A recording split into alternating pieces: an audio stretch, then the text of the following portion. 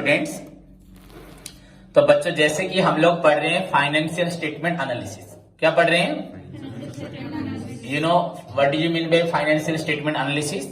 N analysis of financial statement and interpretation about the strength and weakness of the firm of the company is known as financial statement analysis, and it is very important. So far as your book is concerned, the book name is Financial Statement Analysis and Reporting. The name suggests analysis of financial statement and report about the strength and weakness of the company to the various interested parties. Report किसे करोगे? Interested parties first के internal user, second के external user. Internal user के company जितनी भी board of directors, executives, company employees. External को मैंने creditors, investors, bankers, income tax department, government है ना। नहीं इंटरनल असले शेयर होल्डर भी ऐसी बना नहीं। सो फाइनेंशियल स्टेटमेंट को हमें एनालाइज करना है and finally about the company strength and weakness के बारे में कंपनीज के जो इंटरेस्टेड पार्टीज है उनको बताना है, so that they can modify any plan policy, they can also adopt any new plan policy to improve their business. हुआ? And the investor also requires a decision to make further investment. Investor को चाहिए decision, क्योंकि वो फिर से invest करेंगे नहीं करेंगे। दैट कंपनी अगर उनको डिजायर इंटरेस्ट देगी, डिजायर रिटर्न देगी, अट्रैक्टिव रिटर्न देगी, देन डेफिनेटली वो लोग क्या करेंगे? इन्वेस्ट करेंगे। So whatever it may be, financial statement analysis refers to analysis of financial statement and determine the strength and weakness of the firm. That analysis can be done in two ways. क्या था पहला? On the basis of material facts and second था on the basis of आपका था modus operandi. हाँ, मैंने each time जितनी बार class की आपके साथ डिस्कस किया कि नहीं किया?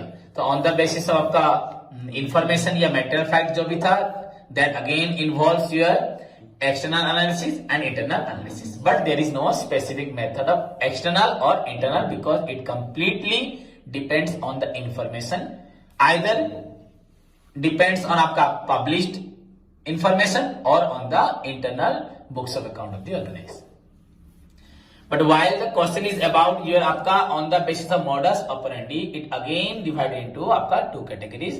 The first one is your horizontal analysis and the second one is your vertical analysis. आज का जो टॉपिक है हमारा वर्टिकल है, because we have already completed our horizontal analysis. In horizontal analysis, we know the information, the data, the figures of the several years are presented in a columnar form. Then any one year is taken as the base year, and on the basis of that particular base year or beginning point, the other year statements are analyzed. That is known as horizontal analysis. And the most common the method used in horizontal analysis are comparative statement and trend percentages या trend analysis. Comparative statement में comparative आपका आएगा क्या? balance sheet, then comparative profit and loss account, then उसके बाद trend analysis। समझ में आया? And उसके बाद है vertical. If the analysis is made in respect of the figures of any particular year, that is known as आपका क्या बोला जाता है? Vertical analysis. अगर हम किसी भी एक साल का ही इंफॉर्मेशन के ऊपर अगर एनालिसिस करते हैं तो that is known as vertical analysis. समझ में आए?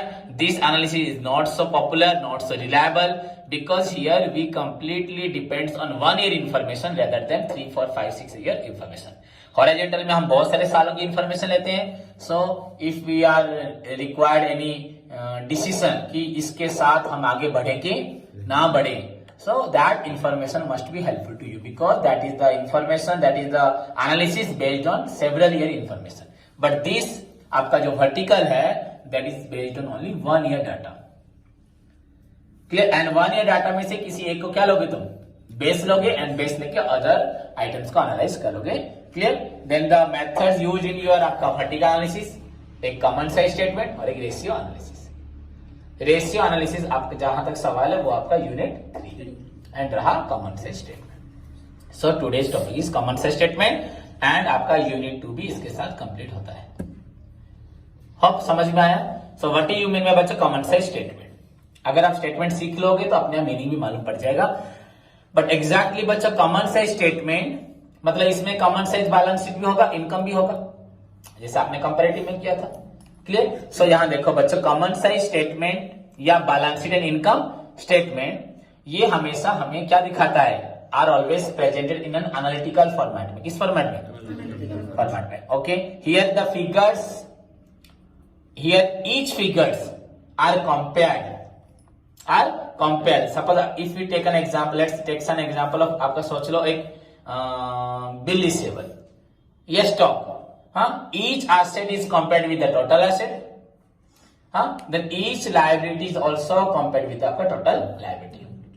We are required to find out the percentage of each asset with respect to total asset and each liabilities with respect to आपका total liability. So here is the figures are, यहाँ लिखा है देखो बच्चों, the figures आपका the figures are,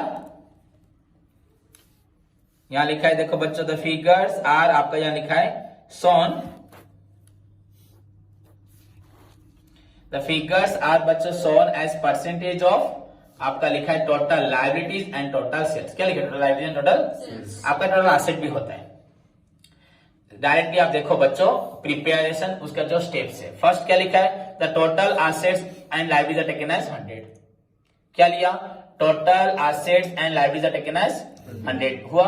second, the individual assets are expressed as a percentage of total asset and individual liabilities are expressed as a percentage of total liability. First of all, total assets and total liabilities are taken as 100, then individual assets are expressed as a percentage of total asset and individual liabilities are calculated in relation to total liabilities। हो गया। Common size statement बच्चों या balance sheet या income statement are shown in analytical percentage. Here the figures of बच्चों various assets and liabilities are determined in respect to बच्चों आपका total assets and liabilities, certain percentage of total assets and liabilities. अगर इसको ध्यान से देखते हो बच्चों, कॉमन साइज स्टेटमेंट यहाँ पे देखो, सभी देखें, यहाँ पे एक बैलेंस शीट आपका दिया हुआ है, particulars relating to balance sheet of any particular company. देखो यहाँ बैलेंस शीट में पर्टिकुलर्स है, then absolute and today's amount. बच्चों ये प्रीवियस ईयर मत सोचना, ये बस है opening and one type of opening and closing. सोच लो, ओपनिंग जो था और एक क्लोजिंग था, पर हम ले सकते हैं ये प्रीवियस ईयर या दिस ईयर। क्लियर। तो आपका जो भी हो, अगर 2 साल का भी लोगे, हमें वर्टिकल एनालिसिस में 1 साल की इंफॉर्मेशन को क्या करना, उसी साल की इंफॉर्मेशन से कंपेयर करना। समझ में आए?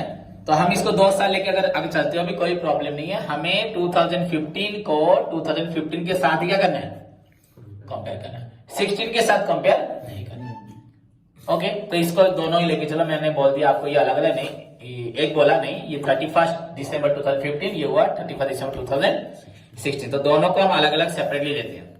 क्लियर।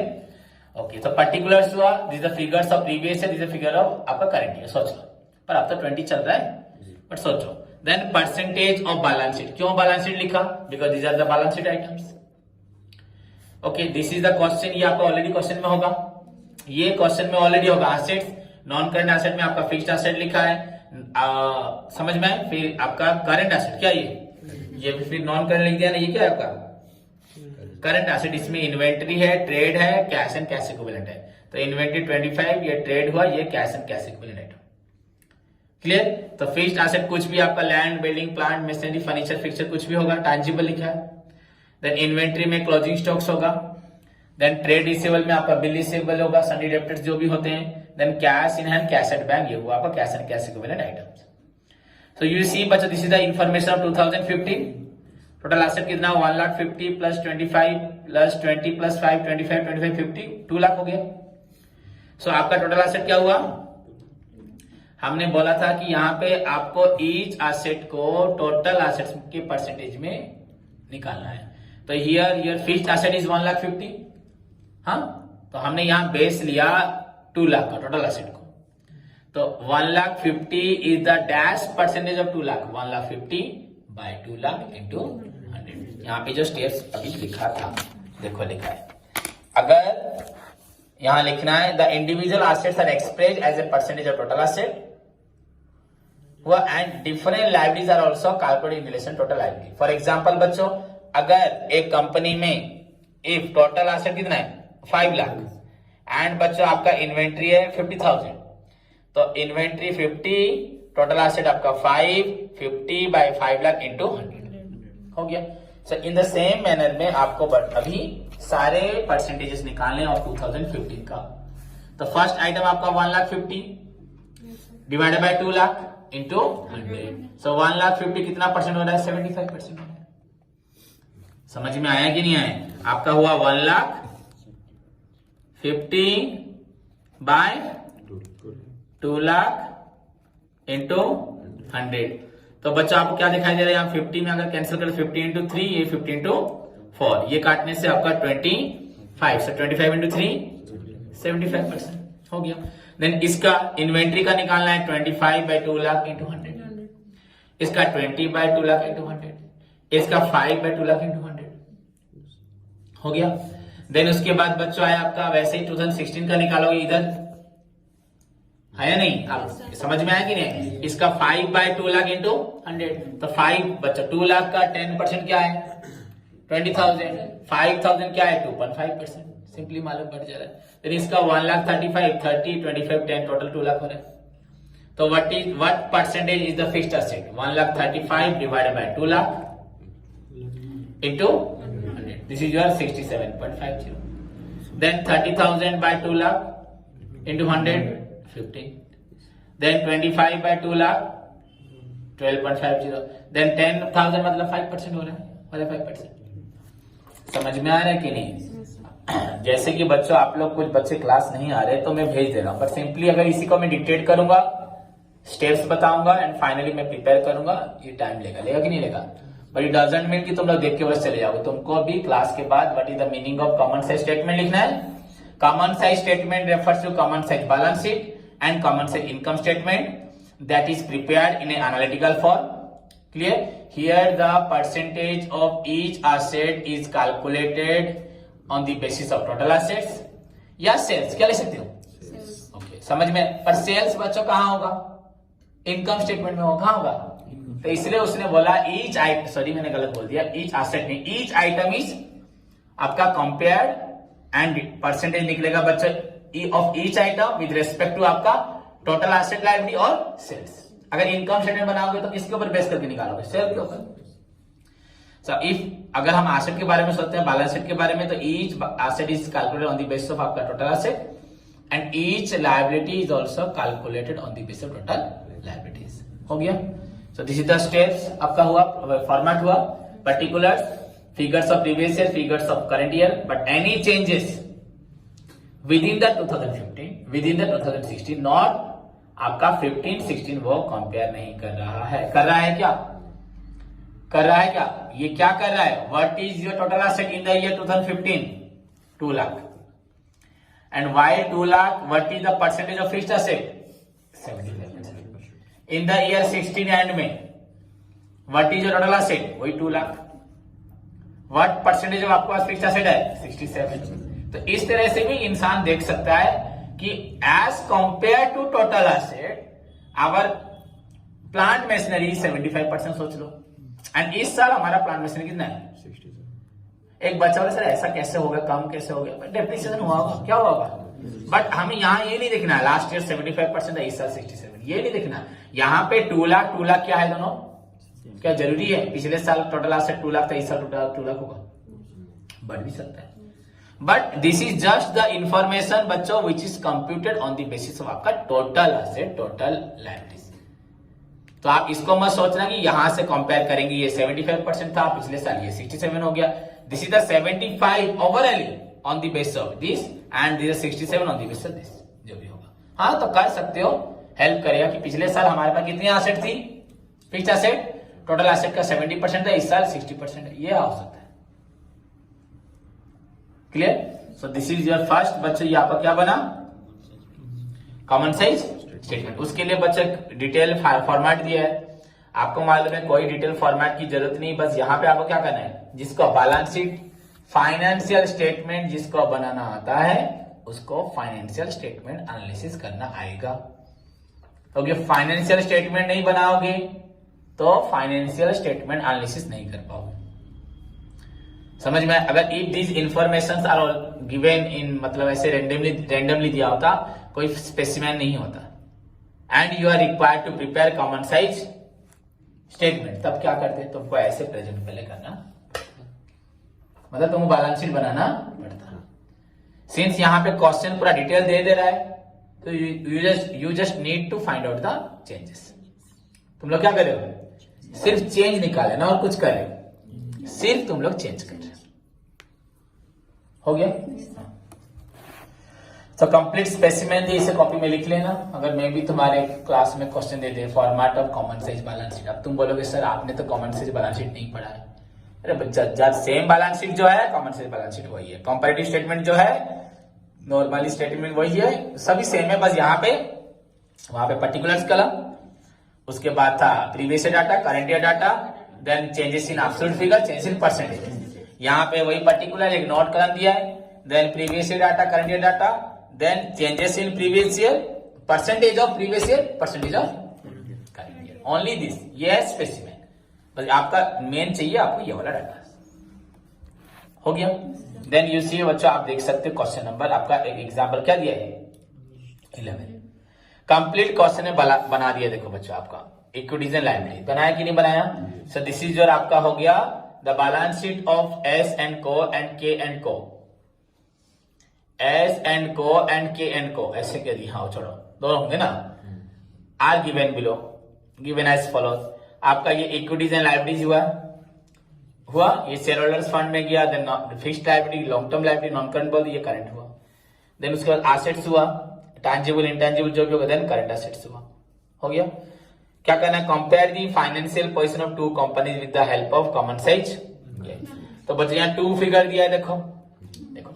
अब बोलो सर यहाँ पे जो मैंने एग्जांपल दिया था, यहाँ पे previous year and current year both are the figures of one company of 2 years, but यहाँ क्या दिया है? S and Co of a particular year and आपका K and Co of that particular year, मतलब 2015 का दोनों का दिया है। सिंस हमें इन दोनों से कोई लिंक नहीं है, अलग अलग है, बस just we are required to find out वो कंपनी का एसेट्स बेटर है, इसका बेटर है, उसका लायबिलिटी कितना है, इसका लायबिलिटी इसके जानना है। मतलब we compare the figures of S and Co with the figures of S and Co, not with the K and को।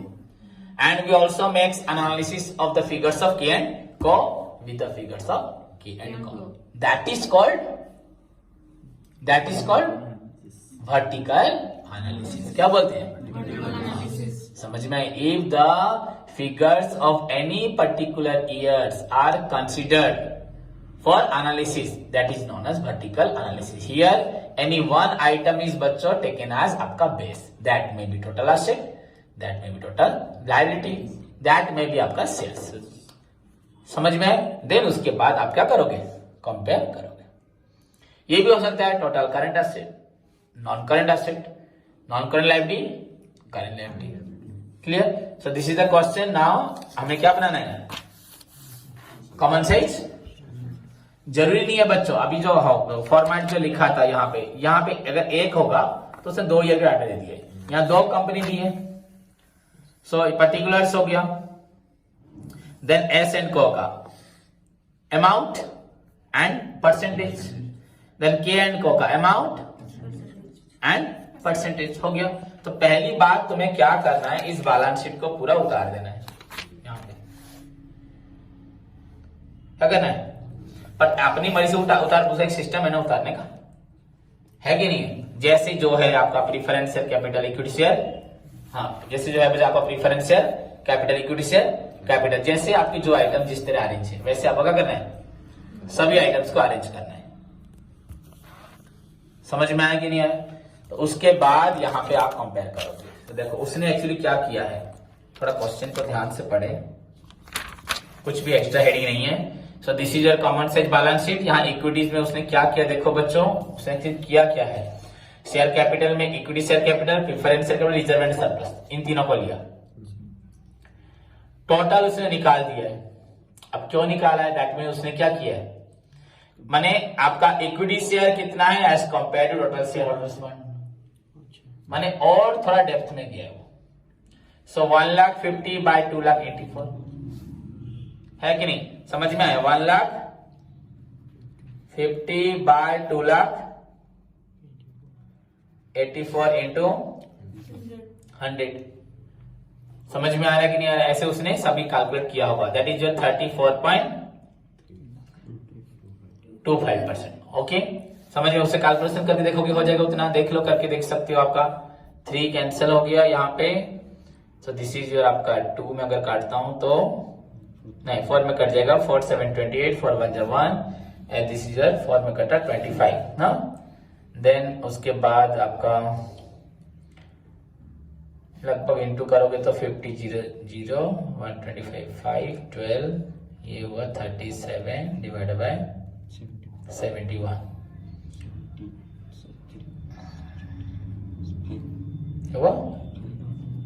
रुक जाओ, 25 इंटू 0 0 25 12 37, तो ये तो 5 यहाँ 35% हो जा रहा है ना। 52 कितना हो रहा है? 52.81 52.81 34 लिखा है यहाँ पे परसेंटेज में। तो उसने क्या किया? एक 1 सेकेंड अगेन आप काउंट करो ना। 1,50,000 बाय 4,38 करो। 50,000 1,50,000 डिवाइड बाय 4,38 इंटू 100 34.2। हाँ, नहीं तो बच्चों को बस लिख दिया है जस्ट फॉर आवर प्रेजेंटेशन के लिए। बच्चों उसने क्या किया है? क्लोज किया। इसको फॉलो नहीं करना, इसको फॉलो नहीं करना। उसने क्लोज किया बिकॉज हम लोग जब बनाते हैं बैलेंस शीट, याद करो, पहला पॉइंट होता है क्या? Share holder fund. सेकंड क्या होता है? Non current liability. Third in तीनों को ऐड करते हैं ना, अलग अलग से करते हैं ना। तो वही फाइनली उसने बैलेंस शीट पूरा बना दिया सिस्टमेटिक वे में। देन फाइनली उसने वही किया है, find out the figure changes of 1,50,000 as compare to 4,00,000। तो उसी को लेके चलना है बच्चों। 1,50,000 बाय 4,00,000। तो ऐसे में सोच रहा था कुछ अलग अलग होगा, नहीं वही से। तो यू विल गेट 34। ये मैंने इसे डिवाइड किया, मुझे लगा ये 52% हो जा रहा है। 70 to 5 350 हो जा रहा है ना, इसलिए मैं यहाँ स्टॉप कर दिया डिवाइड। तो यहाँ 34 है, हो गया। देन 1,20,000 बाय 4,38, देन 14 बाय सबका हुआ, देन 2,84 बाय। समझ में आ रहा है कि नहीं आ रहा?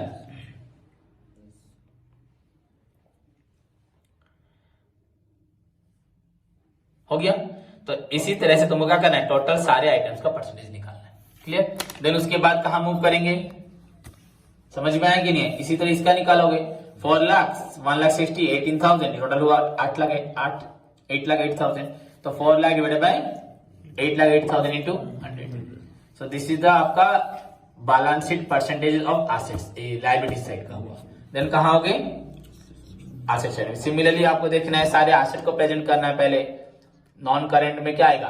Fixed, tangible, then fixed, intangible. Intangible नहीं है यहाँ पे। फिर उसके बाद करंट में क्या आएगा आपका? Current investments, inventory, trade receivable, cash and cash equivalent, then other current asset. सबको उसने प्रेजेंट करके टोटल निकाला 4,38,000। Now 80,000 is the dash percentage of 4,38,000। 80 by 4,38,000 into 100 लगभग होगा 18.438। 4,00,000 मतलब आपका 86,000 हो रहा है आपका 20%। ये 80 मतलब 18। Then 3,34,000 by 4,38,000 into 100। 1,00,000 by 4,38,000 into 10,000 है 4,38,000 इंटू 100। हो गया, हो जाएगा ना? सो इन दिस वे हमें क्या करना है? कैलकुलेट करना है। फाइनली क्या देना है? कमेंट। क्या देना है? वही कमेंट ही वो चाहता होगा। An analysis of the pattern of the analysis of the आपका balance sheet of S and Co and K and Co लिख देना। बोथ द कंपनी, क्या मालूम पड़ रहा है बच्चों? The former company S and Co has depended more on its own fund as it shows by balance sheet. Out of total investment 71.53 of the funds are proprietors fund and outsider fund आपका हो। मतलब इसने अलग अलग क्यों किया बच्चों? देखो यहाँ पे टोटल उसका कितना है? 100 है। तो इसमें ऑनर्स फंड कितना है? 64। एंड आउटसाइडर आपका लगभग हो रहा है, कम हो रहा है कि नहीं? परसेंटेजेस मतलब ऑनर्स फंड ज्यादा है, एंड उससे कंपैरिजन में के एंड को का ऑनर्स फंड कितना है? ये तो ऑनर्स फंड है ना, equity share, preference share, reserve, ये तो किसी को देना नहीं है ना, ऑनर्स के है ना। तो मतलब वो कमेंट में वही लिख रहा है कि यहाँ पे क्या हो रहा है, आपका ऑनर्स फंड ज्यादा है, बिकॉज ऑनर्स फंड आउटसाइडर पे डिपेंड कम कर रहा है, उसमें ज्यादा किसका है?